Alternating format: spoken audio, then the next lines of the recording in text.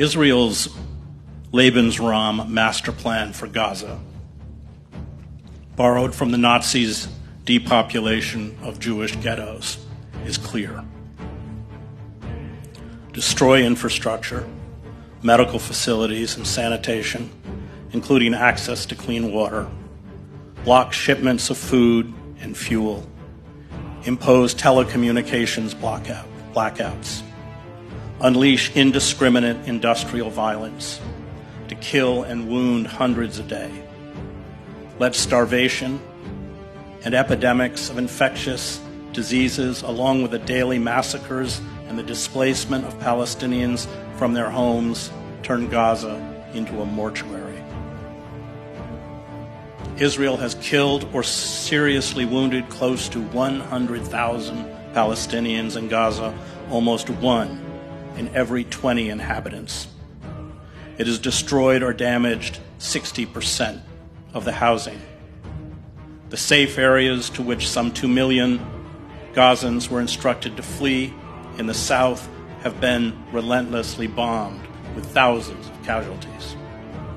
Palestinians in Gaza now make up 80% of all the people facing famine or catastrophic hunger worldwide, according to the UN. Every person in Gaza is hungry. A quarter of the population are starving and struggling to find food and drinkable water. Famine is imminent. The 335,000 children under the age of 5 are at high risk of malnutrition. The some 50,000 pregnant women lack health care and adequate nutrition. Infants are dying in droves. Israeli political and military officials, as the South African jurists documented at the International Court of Justice, make no secret of their genocidal intent, nor of their vision of what comes next. In September, before the incursion into Israel by Hamas and other resistance fighters, Israeli Prime Minister Benjamin Netanyahu displayed a map of what he called the new Middle East at a UN General Assembly meeting. Gaza, the West Bank, and East Jerusalem had all been incorporated into a greater Israel. Palestine had ceased to exist.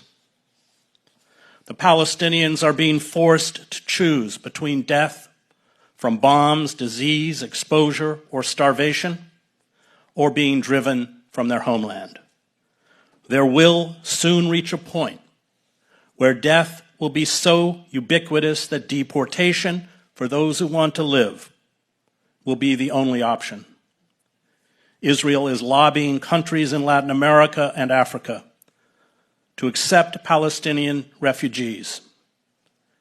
Israeli leaders are calling this deportation, quote, voluntary migration. Voluntary migration is not a new concept in the annals of genocide. The Nazis shipped their victims to death camps. The Israelis will ship their victims to squalid refugee camps in countries outside of Israel. This is the plan. No one, especially the Biden administration, intends to stop it. We can all become Nazis. It takes very little.